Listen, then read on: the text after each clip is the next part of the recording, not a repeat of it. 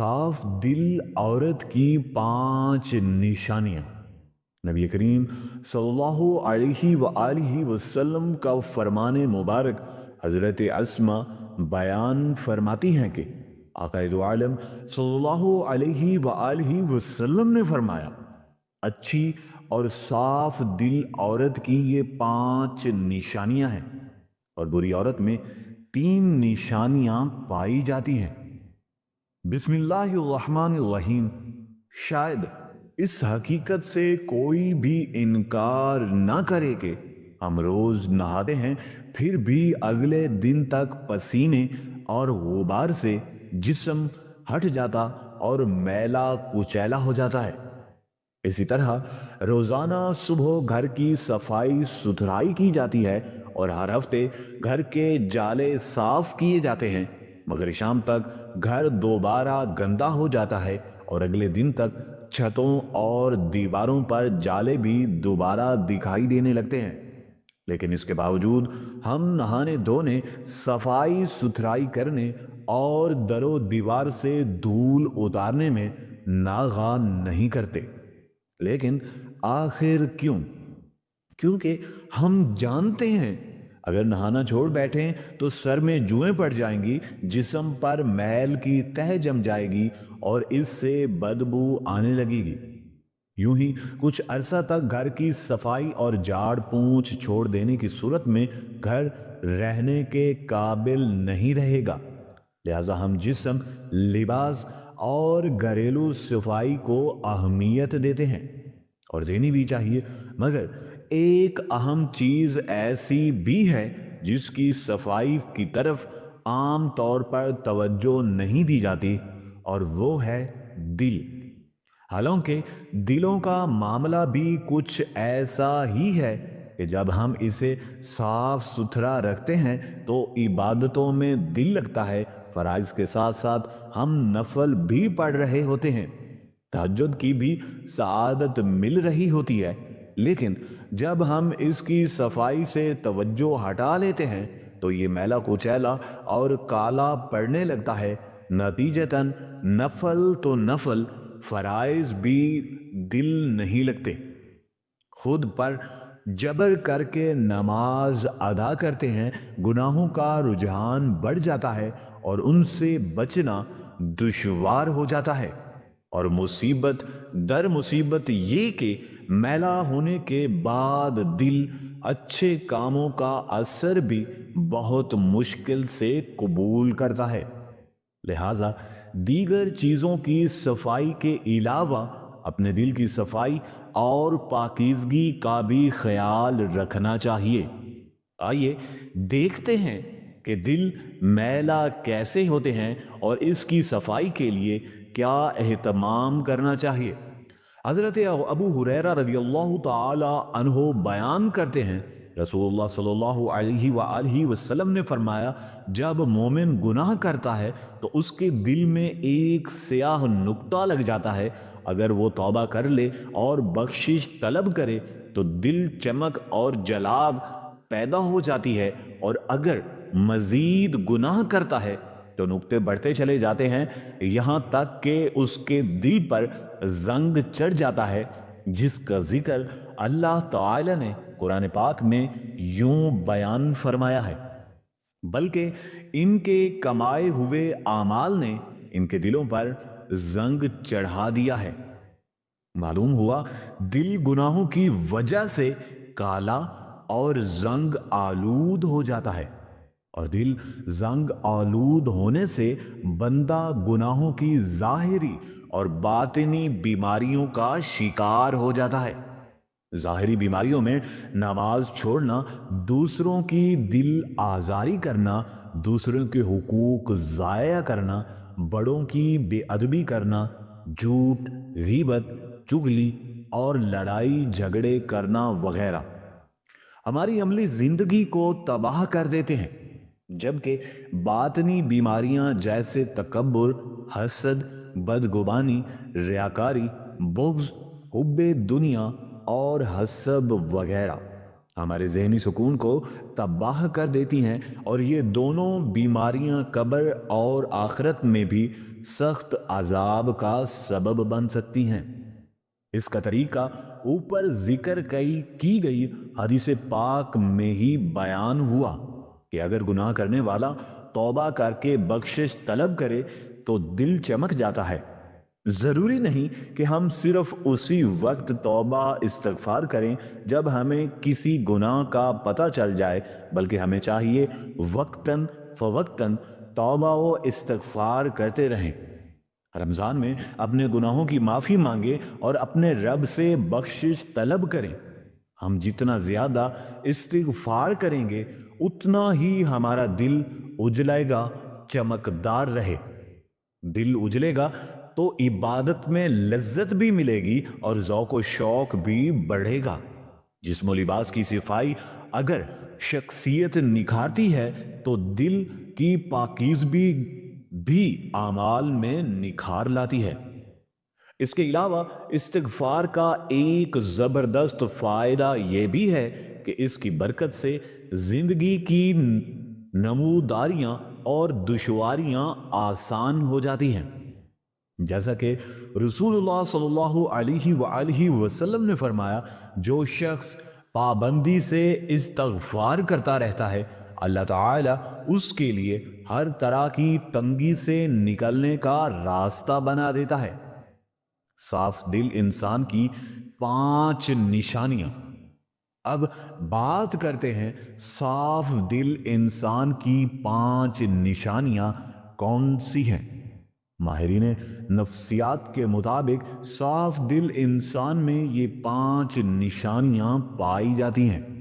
Number 1، وہ بہت جلد جذباتی ہو جاتا ہے، یعنی جب اس کے سامنے کوئی غلط بات کی جائے تو اس بات سے قطع نظر کر کے آگے کون بیٹھا ہے یا اس کے جذباتی پن کے کیا نقصانات ہو سکتے ہیں وہ کھل کر اپنی سچائی کا اظہار کرے گا اور اس مقصد کے لیے جذبات کا سہارا لے گا۔ نمبر 2، اس کا غصہ تھوڑی دیر کے لیے ہوتا ہے، یعنی جیسے وہ بہت جلد جذباتی ہو جاتا ہے اور سامنے والے سے لڑ جاتا ہے، ویسے ہی بہت جلد ٹھنڈا بھی ہو جاتا ہے اور پھر سے بالکل ایسے ہی ہو جاتا ہے جیسے کچھ ہوا ہی نہیں۔ نمبر 3، ماہرین نفسیات کہتے ہیں ایسا شخص نہایت حساس طبیعت کا مالک ہوتا ہے اور لوگوں کے تعلقات اور رویے اسے بہت تکلیف دیتے ہیں۔ یعنی ایک صاف دل انسان جب کسی کا تلخ رویہ دیکھتا ہے تو اندر سے بالکل ٹوٹ جاتا ہے۔ نمبر 4، وہ ہر رشتہ دماغ کی بجائے دل سے نبھائے گا، یعنی جس کے ساتھ تعلق نبھائے گا دل سے نبھائے گا، پورے کا پورا اسی کا ہو کے رہ جائے گا اور ہر دم اسی کی خیر اور بھلائی کے لیے سوچتا رہے گا اور دل سے اس کی کامیابی کے لیے کوشاں رہے گا۔ نمبر 5، ماہر نفسیات کے مطابق ایک اچھے اور صاف دل انسان کی 5ویں نشانی یہ ہے کہ ایسا شخص کبھی کسی کے دل میں اپنے لیے وہ خلوص، وہ محبت نہیں جگا پائے گا جو دوسرے کے لیے محسوس کرتا ہے، جبکہ اس کے برعکس چالاک، ہوشیار اور مکار چاپلوس قسم کے لوگ سب کے پیارے ہوتے ہیں۔ ناظرین، یہ وہ 5 نشانیاں ہیں جو ایک صاحب دل انسان کے لیے ماہر نفسیات بتاتے ہیں۔ آئیے اب اس کائنات کے سب سے بڑے امام اور پیشوا نبی آخر الزماں حضرت محمد مصطفیٰ صلی اللہ علیہ وآلہ وسلم کی زبان اقدس سے جانتے ہیں کہ اچھے اور صابر انسان کی کیا کیا خوبیاں ہیں۔ امام بخاری رحمت اللہ علیہ نے کتاب القدم المقدم میں لکھا ہے کہ حضرت اسماء رضی اللہ تعالی عنہا فرماتی ہیں کہ ایک دن جناب رسول مقبول آقا دو عالم صلی اللہ علیہ وآلہ وسلم نے فرمایا، کیا میں تمہیں تمہارے اچھے لوگوں کے بارے میں نہ بتاؤں؟ صحابہ کرام رضوان اللہ اجمعین نے عرض کیا، یا رسول اللہ صلی اللہ علیہ وآلہ وسلم، ضرور آگاہ فرمائیں۔ جناب نبی اکرم صلی اللہ علیہ وآلہ وسلم نے فرمایا، وہ لوگ جنہیں دیکھا جائے تو خدا یاد آ جائے، یا جن لوگوں کو دیکھ کر خدا یاد آ جائے وہ تم میں سے اچھے لوگ ہیں، اس کی دو صورتیں بیان کی جاتی ہیں۔ پہلی صورت یہ ہے کہ وہ اللہ تعالیٰ کے نیک بندے جن کی عبادت، نیکی اور تقوی کی جھلک ان کی صورت میں دکھائی دیتی ہے، اور انہیں دیکھ کر دل میں خیالات اٹھتے ہیں۔ انسان کے اندر کی کیفیات کا اس کے چہرے سے اندازہ ہو جاتا ہے، اور چہرہ انسان کی باتوں کا عکاس ہوتا ہے۔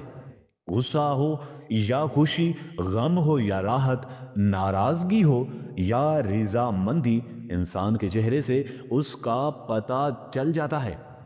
اسی طرح انسان کے نیک اور برے اعمال بھی چہرے سے ظاہر ہو جاتے ہیں۔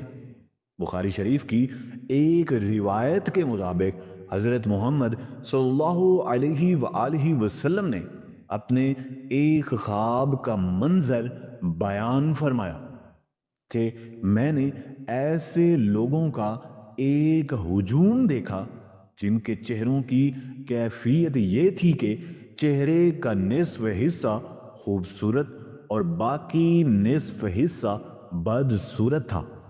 فرشتوں سے پوچھا کہ یہ کون لوگ ہیں، تو انہوں نے بتایا کہ یہ آپ کی امت کے وہ لوگ ہیں جو اچھے اور برے اعمال خلط ملط کرتے ہیں۔ ان کے نیک اعمال ان کے چہروں پر حسن کی صورت میں نظر آ رہے ہیں، اور ان کے برے اعمال چہروں پر بدصورتی کے طور پر نمایاں ہے۔ اسی لیے اللہ تبارک و تعالیٰ کے نیک اور مخلص بندوں کے چہروں پر ان کے خلوص اور نیک اعمال کا نور ہوتا ہے۔ ان کے روشن اور نورانی چہروں کو دیکھ کر خدا تعالیٰ کی یاد تازہ ہو جاتی ہے۔ دوسری صورت میں اس کا ایک معنی یہ بھی کیا جاتا ہے کہ وہ لوگ جن کے اعمال و حرکات، ان کا اٹھنا بیٹھنا، ان کا لین دین، عبادات و معمولات اور اخلاقات و معاملات اللہ تبارک و تعالی اور رسول خدا صلی اللہ علیہ وآلہ وسلم کے اقوال و ہدایات کے مطابق ہوتے ہیں۔ انہیں دیکھ کر مسلمان کی عملی زندگی کا نمونہ سامنے آ جاتا ہے، اور خدا بھی یاد آ جاتا ہے۔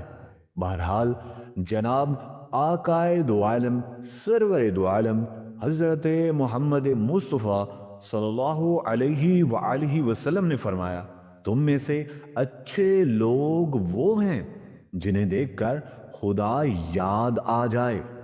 محترم ناظرین، جہاں نبی کریم صلی اللہ علیہ وآلہ وسلم نے اچھے لوگوں کی دو خصوصیات بیان فرمائیں، وہیں فرمایا، کیا میں تمہیں تمہارے برے لوگوں کے بارے میں بھی نہ بتاؤں؟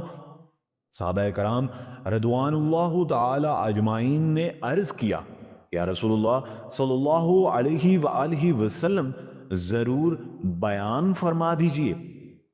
آپ صلی اللہ علیہ وآلہ وسلم نے تین باتوں کا ذکر فرمایا۔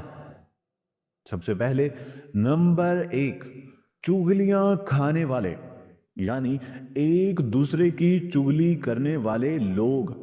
چغلی کہتے ہیں کہ ایک دوسرے کو خواہ مخواہ ان کی باتیں پہنچانے والے، ایک کی بات دوسرے کے آگے، دوسرے کی تیسرے کے آگے، اور تیسرے کی چوتھے کے آگے۔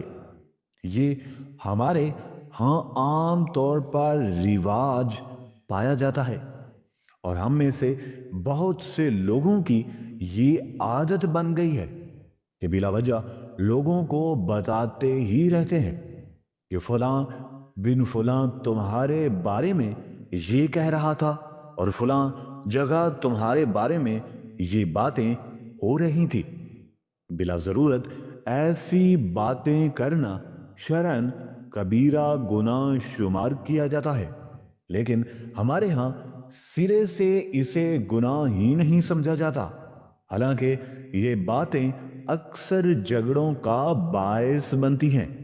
ہمارے معاشرے میں ہونے والے باہمی تنازعات اور جھگڑوں کی سب سے بڑی وجہ تلاش کی جائے تو اکثر تنازعات کے پس منظر میں کوئی نہ کوئی چغلی کار فرما ہوتی ہے۔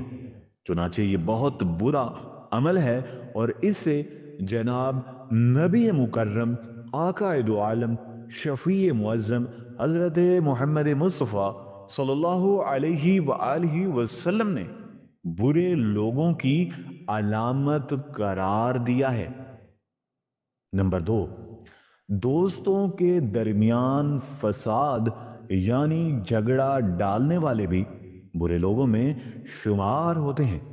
یہ بھی ایک معاشرتی بیماری ہے کہ چند دوست اکٹھے محبت اور اعتماد کے ساتھ رہ رہے ہوں، اور اگر کوئی آدمی ان کے درمیان غلط فہمیاں ڈال کر ان کی دوستی کو دشمنی میں بدل دے تو وہ بہت بری حرکت کا مرتکب ہوتا ہے۔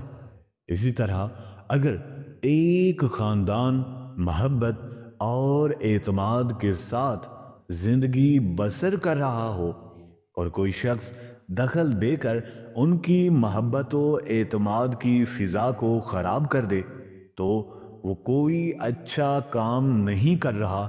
محبت و اعتماد کی فضا خاندانوں میں ہو، دوستوں میں ہو یا مشترکہ کام کرنے والوں میں ہو، اس میں فساد ڈالنے والوں کو آقا دو عالم شفیع معظم سرور دو عالم جناب نبی کریم صلی اللہ علیہ وآلہ وسلم نے برے لوگوں میں شمار کیا ہے، یعنی یہ انتہائی برے لوگ ہیں۔ نمبر 3، شریف اور باعزت لوگوں میں عیب تلاش کر کے انہیں بدنام کرنے والے بھی برے لوگ ہوتے ہیں۔ عیب اور کمزوری سے کوئی شخص پاک نہیں ہے، لیکن اللہ تبارک و تعالی اپنے فضل و کرم سے اکثر لوگوں کا پردہ رکھتے ہیں۔ اب اگر کوئی شخص عزت کے ساتھ زندگی بسر کر رہا ہو، لوگ اس کا احترام کرتے ہوں اور اس سے اچھا آدمی سمجھتے ہوں، اور کوئی شخص بلا وجہ اس کی توہ لگا رہے، اس کی کوئی کمزوری ہاتھ لگے تو اس سے بدنام کر دوں، اس کا کوئی عیب میرے علم میں آئے تو اس کا پروپیگنڈا کر کے اس کی عزت کو خراب کروں، تو یہ کوئی اچھی صفت نہیں ہے۔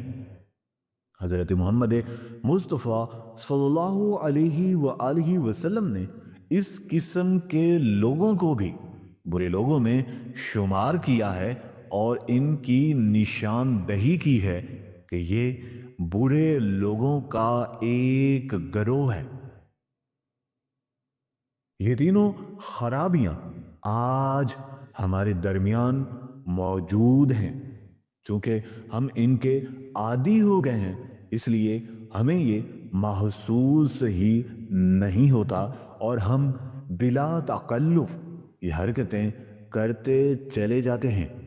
ہمیں جناب نبی کریم صلی اللہ علیہ وآلہ وسلم کے اس ارشاد گرامی کا بار بار مطالعہ کرنا چاہیے اور اس پر غور کرنا چاہیے، پھر اپنے معمولات اور مزاج عادات پر بھی نظر ڈالنی چاہیے اور اپنی کمزوریوں کو محسوس کرتے ہوئے اصلاح کی کوشش کرنی چاہیے۔